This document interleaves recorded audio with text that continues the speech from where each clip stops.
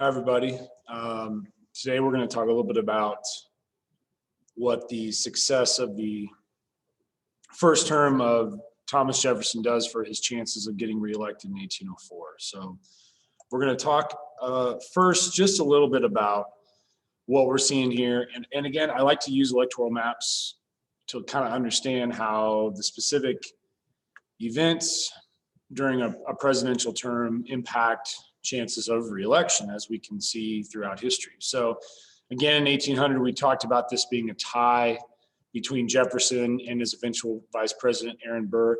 This is the last election where you're going to have that system where an elector writes down two names, one on each piece of paper, not distinguishing between president and vice president, and then is determined by counting up the electoral votes as a first and second place situation.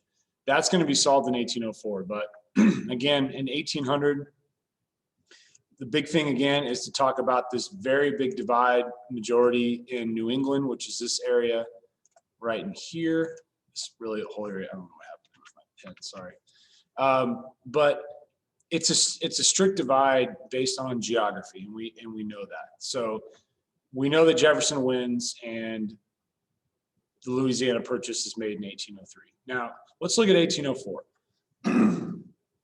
There's a lot going on here. The first thing that should be noticeable here when you look at 1804 is just how little orange is on the map, okay? We have only Connecticut and Delaware and two electors in Maryland voting for Charles Pinckney, all right? There's really not a dominant Federalist candidate anymore. This is going to be the year that Alexander Hamilton is shot in the duel by Aaron Burr, and so the party's kind of collapsing. But even with that, let's notice a couple things here. First of all, this area right here is the Indiana Territory. You can see that we have the Louisiana Purchase territory to the west has been added. We have the Mississippi Territory down here.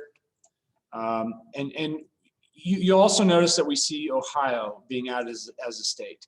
It has 3 electoral votes. That's the lowest number you can give because it is equal to the number of people that are in the House and the Senate from that state.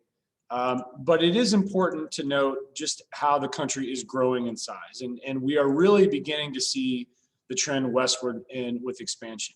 The other thing you should notice is how the populations of the states are increasing. Kentucky's population doubled, nearly as much also as Tennessee. But nearly, I'm sure if you look through here, pretty much every state increased in size. And that's due to the natural population increase. It could also be because of people migrating to the country and becoming citizens. But it's a tremendous increase that we're seeing, and the country's really growing. And the trend, again, is this way. People are going west, all right? Now, you'll notice that even in New England that we see here in the orange in 1800, it's largely green in 1804, okay? First of all, Jefferson overwhelmingly wins re-election for 2 reasons. The first one is going to be the overall success of the Louisiana Purchase. It's a popular ideal for much of the country because of the availability of cheap land in the West, especially Democratic Republican supporters. And the number of supporters for his party is increasing, okay? But the other thing that you have to look at here is, why does he gain votes in New England? Well, New England again is this region right here, all right? This region depends heavily on trade for their economy, buying and selling goods. And when we negotiated the purchase of Louisiana from France, we also negotiated a trade deal with France to where we could have the ability to trade with France without any kind of interruption. Because up to this point, Britain and France both have been in a situation where they are harassing our ships that are leaving America to go to Europe, ships that are containing goods that we are selling to Europe. We are selling raw materials to Europe. We are still growing raw materials that are in high demand in Europe. And so having this ability to trade, excuse me, freely with a country like France uninterrupted is huge. And it benefits this region of New England because they can export goods freely without the concern of having their ships stopped by the French and having their goods stolen. And that would be a huge problem. So that success of that trade deal is evident with the fact that there's very little orange in this region of New England. It's largely green. Yes, there's a few exceptions, but overwhelmingly Jefferson's popularity increases, okay?